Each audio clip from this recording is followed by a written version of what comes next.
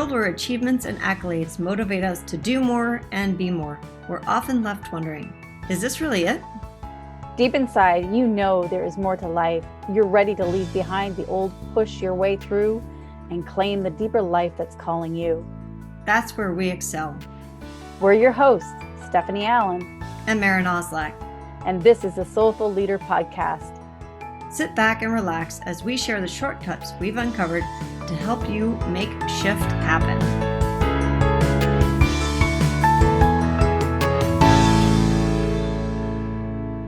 Hi, welcome to the Soulful Leader Podcast. This is Stephanie, and I'm here with Maren. And I'd like to talk a little bit about something that's been up for me a lot. I'm a very strong, willful person, and it occurred to me many times that, this is a part of myself. It's not all of me, but it's a part of myself that I've created to be able to protect myself from when I don't feel safe. And I don't just mean safe in the way of physical, but mentally, emotionally, and spiritually. Sometimes you just feel a little vulnerable. You feel a little scared to put yourself out there. And so one of the practices that I have is telling the universe what I want.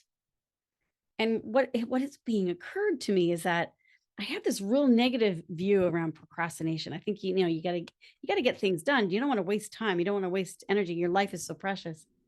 But at the same time, that can be coming from this adaptation of this willful forcing, figuring it out, this old adaptation that I have practiced most of my life. So when I look at sitting still, which by the way is a very hard thing for me to do. And I know I've had many of my friends and clients who say, it's really hard just to sit still and do nothing.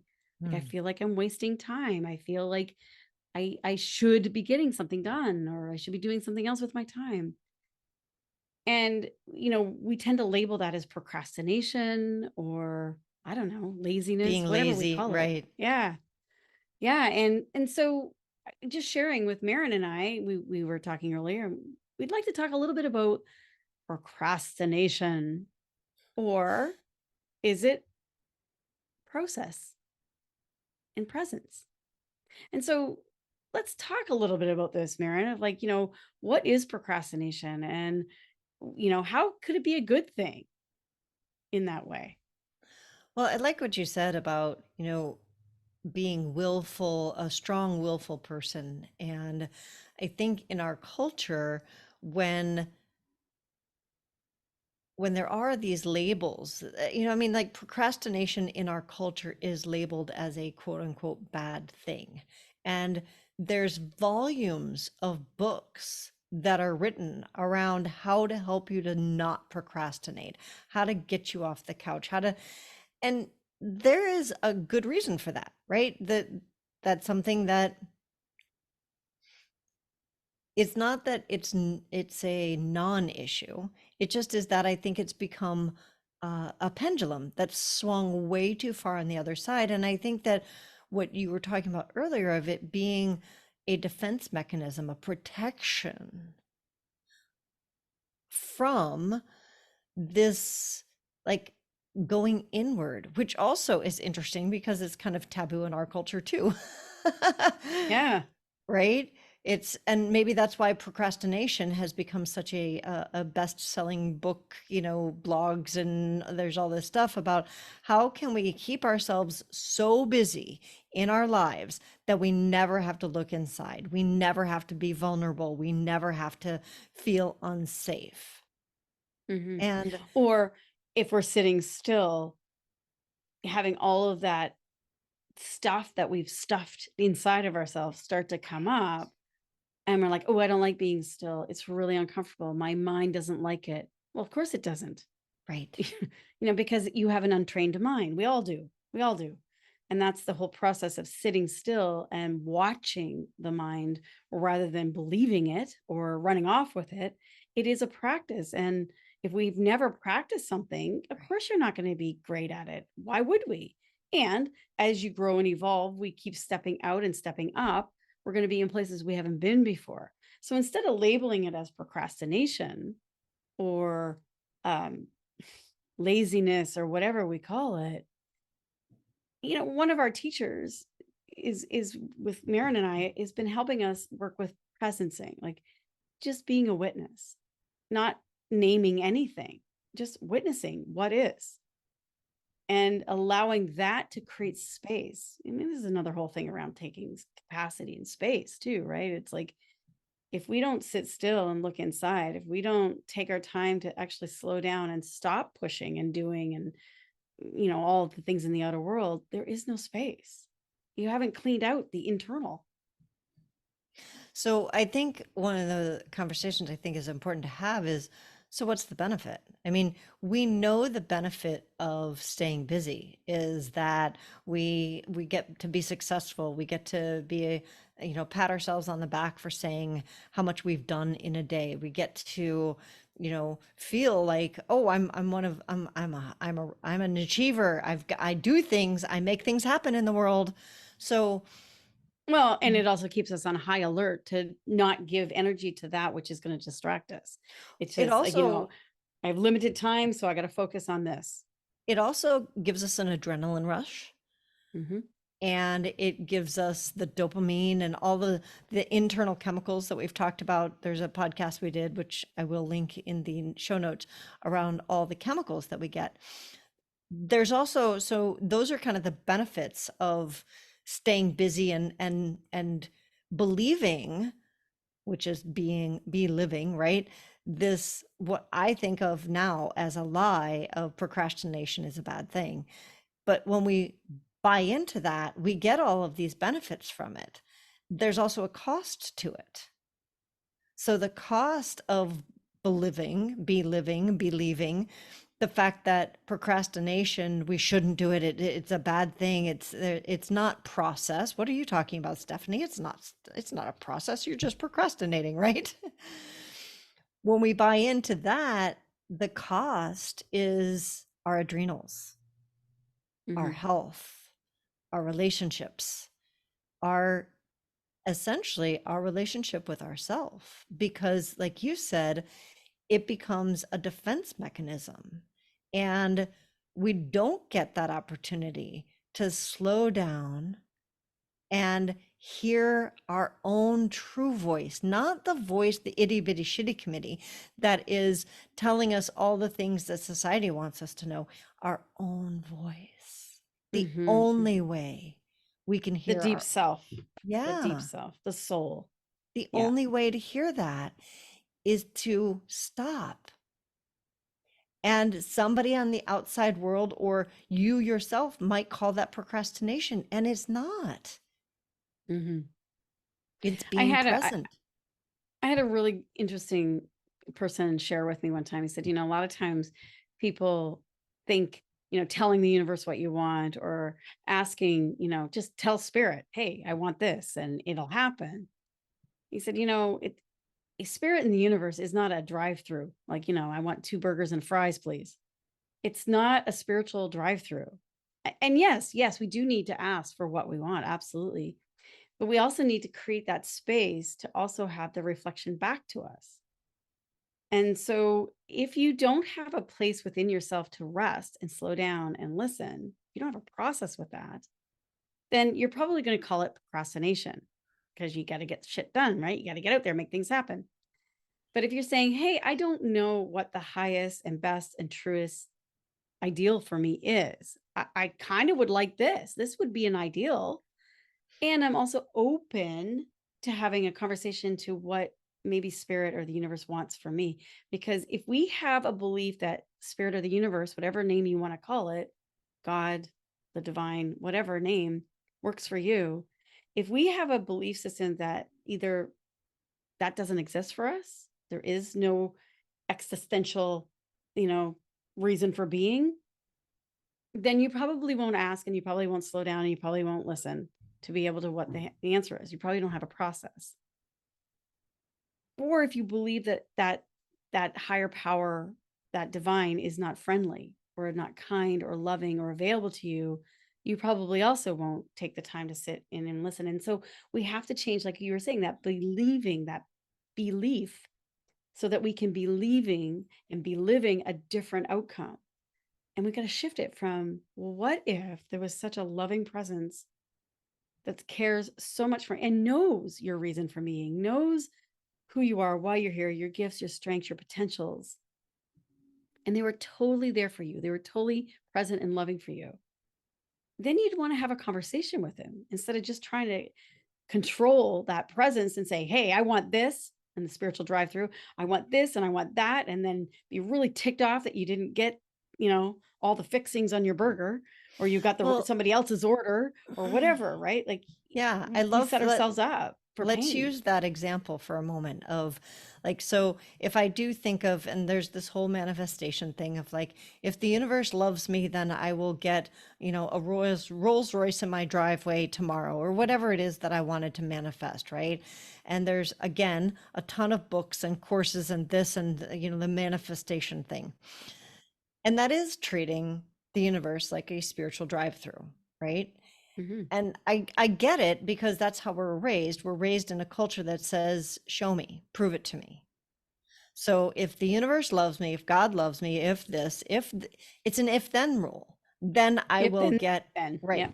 Then you will fix my, my broken toe, or you will provide X amount of money. And then it doesn't happen. And then we get pissed off. And we missed what you were talking about earlier of like, I think of it as a conversation of I want to be in a conversation with a being that knows more than I do. And I call that the universe, spirit, God, whatever. So if I think of my drive through, my spiritual drive through as, and you and I were talking about this earlier, and I'm going to share this with the audience of like, if I think of it more of the person who's taking my order knows more about me in the spiritual drive through than I actually know about myself. So if I drive up and I was like, 2 burgers and a fries, please. And they were like, well, what is it that you want? Are you just trying to like grab some food and you're in a rush? Or did you want something healthy? Or did you like, what would it be like to be in a conversation with spirit, with that being, that drive through of, Mhm. well, gosh, I hadn't thought about that. How about I want something, what else do you got? What else do you have back there besides burgers and fries? You know, what maybe I do want something else. Maybe I thought I didn't want that, but maybe I do. And so now I'm delving more deeply. And that, when you were talking about process earlier, to me, that's not something that we're taught to do. We're not taught to explore what might be our options with spirit. Mhm. For Talk about ourselves. for For ourselves. ourselves. And it's like, You're if supposed you to could, just know. yeah. And then when we don't know, we feel like we're a failure. And Mm, so we have this relationship with the unknown when we say, oh, it's scary. I had a conversation with a client today about the unknown. And I was saying, what's your relationship with the unknown or with darkness? And she goes, oh, I've always been afraid of the dark. I said, so what is it? So is it the dark you're afraid of, or is it the belief that you have about the dark? And she goes, well, mm, what do you mean? And I said, well, all things are born out of darkness, and dark is the totality of all color, actually. So darkness holds all possibilities. mm, And so your belief, if you believe darkness is bad, you probably are going to focus your awareness on seeing that. And so, yeah, she goes, yeah, I believe that in the dark, the boogeyman's going to come and get me or whatever, right? Like it's scary because I'm not safe. And I said, so, how does your body respond to that? And then what are your behaviors and what are your, then your actions and your choices are totally, totally oriented from this scary, dark place. Instead of it, what I said, it's like, what if you were surprised and delighted? What if anything could happen in the darkness? Like beautiful possibilities. So, mm, do we have a practice of just being in the unknown, in the unfamiliar? And so, coming back to the spiritual drive through again, instead of going up and imagining yourself at a drive-through and ordering, yeah, this is what I want. I know what I want. If there was some space to say, hey, I'd like to have two burgers and fries, but is there something that is even more profound for me to have? Please, what are my other options? Yeah, I love that. And then the spirit on the other side could say, well, why is it that you want burgers and fries? Is it something that you've just been told you should have, or is it something that you're longing for? And why are you longing? Like asking deeper questions. And I'm bringing all this up because if we are with ourselves, if we're so demanding and rigid and controlling and manipulating with what we think we should or shouldn't do, how are we in the outer world with other people, with Mm. our relationships? And so, as leaders, whether you're a parent, whether you're a CEO, whether you're a manager, whatever it is in a leadership role, if there's no space for a dialogue, for a conversation, of a what if conversation, then there's no space for growth. There's no space for possibility and creativity and resourcefulness.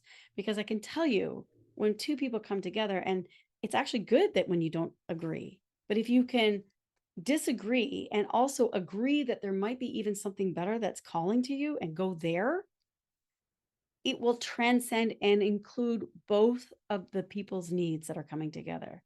But this is the road less traveled. And there needs to be a process for this. And it isn't procrastination, not to automatically say yes or automatically say no or whatever. It's like, can you sit with the unknown? And into doing so, you're going to need to redo the narrative of what the unknown is to you. So many people, who are pregnant or wanting to find out the sex of their baby. And I'm not saying that's good, bad, right, or wrong. And just like, wow, what are we believing about the surprise of the unknown? Like, do we believe? I've talked to so many people and they're like, oh, I don't like surprises. Surprises are scary. Mm. I want to be prepared. Well, is it being prepared so you could figure everything out and never, like, I don't understand that. I mean, I do and I don't. I do and I don't.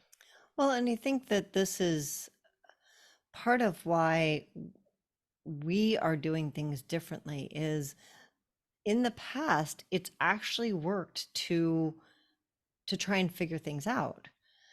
And I think COVID really showed us that no matter how quote unquote prepared you are, something's going to come along and now you're not. You're suddenly not.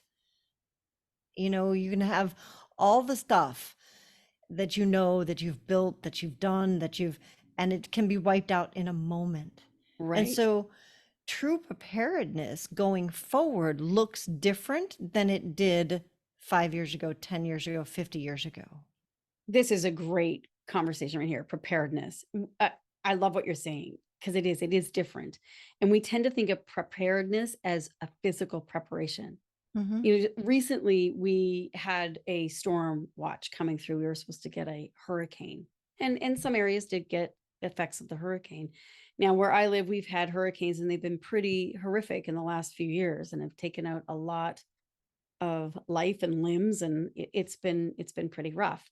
So when we got the call this time, yes, we're being prepared for another hurricane. People panicked. People panicked. It's all about going to the store and consume, buy all the groceries you can, stock up, and there's nothing wrong with that. But what I'm seeing is like, can we go deeper than the preparedness and prepare ourselves mentally, emotionally, spiritually? That is the true resiliency. So when I was leading a yoga class the other day, we were talking about this. And I said, there's a saying, and the saying goes like this. It says, believe in Allah and tie your camel.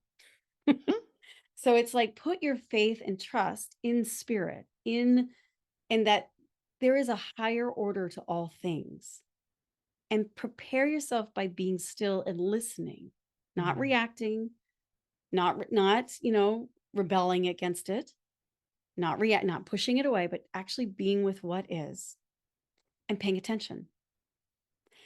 And, tie your camel means, yeah, go get some canned goods and make sure you've got some water in the bathtub in case we lose, the power to support water. do what you need to do. But it doesn't mean you have to come from fear and anxiety and doubt and worry. Like those chemicals are so addictive and so detrimental to one's not only physical well-being, but mental, emotional, and our relationships.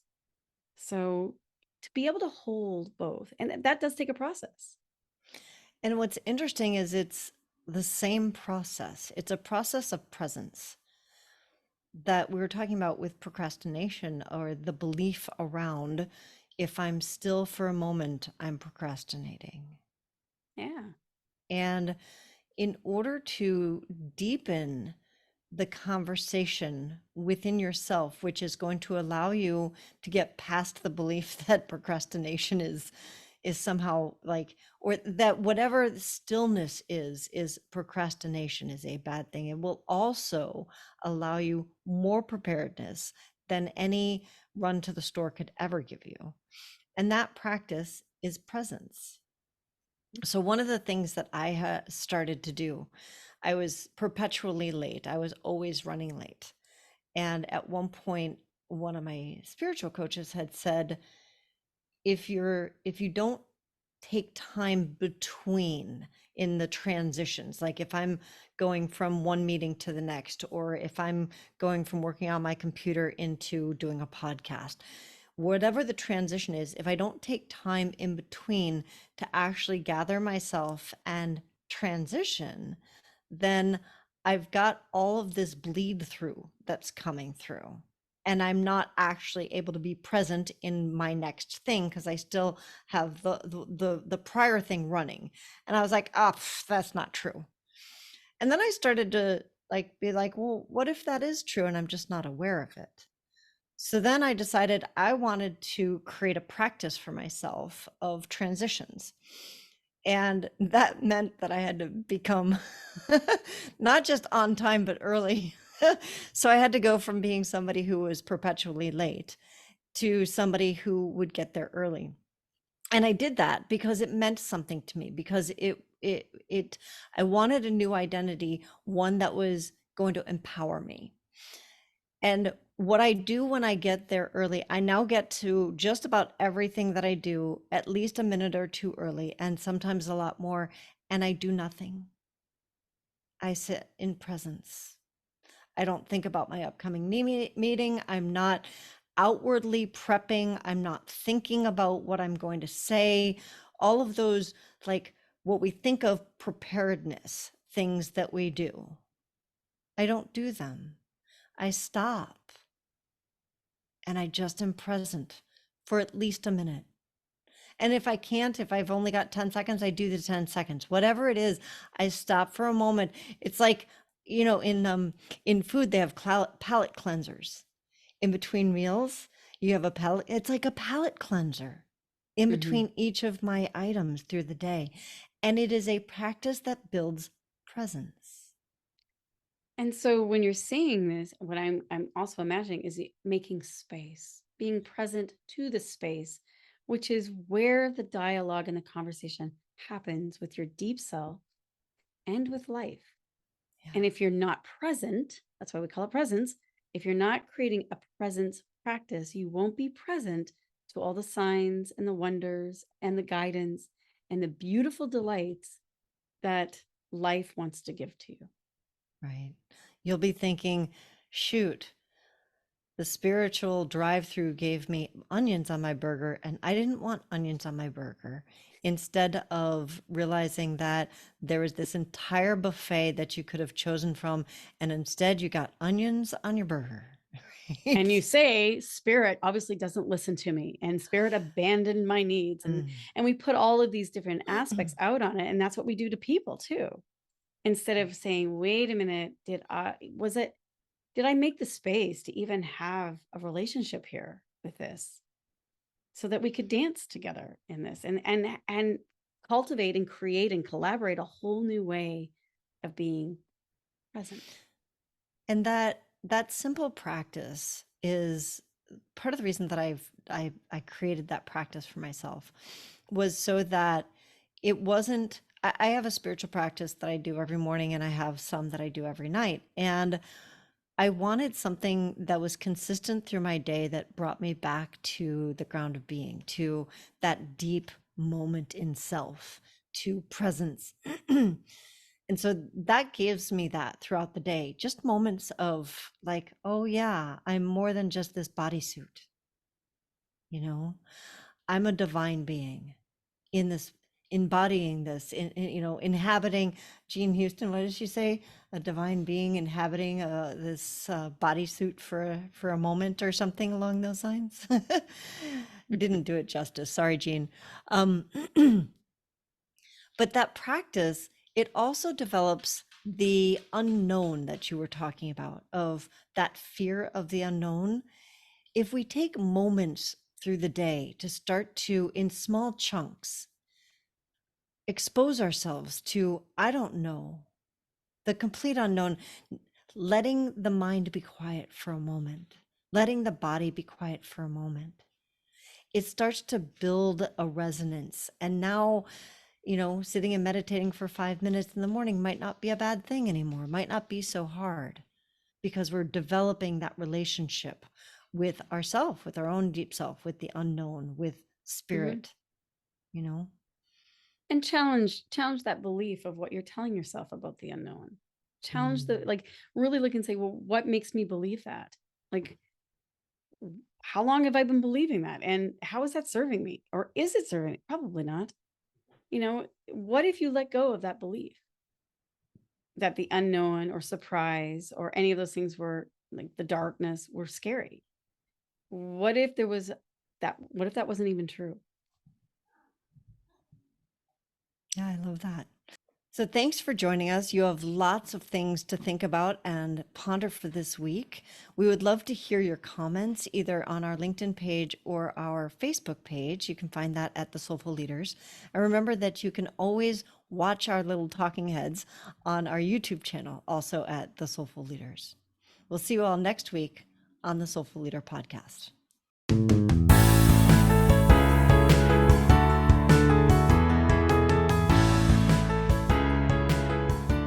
And that wraps up another episode of the Soulful Leader podcast with your hosts, Stephanie Allen and Maren Oslack.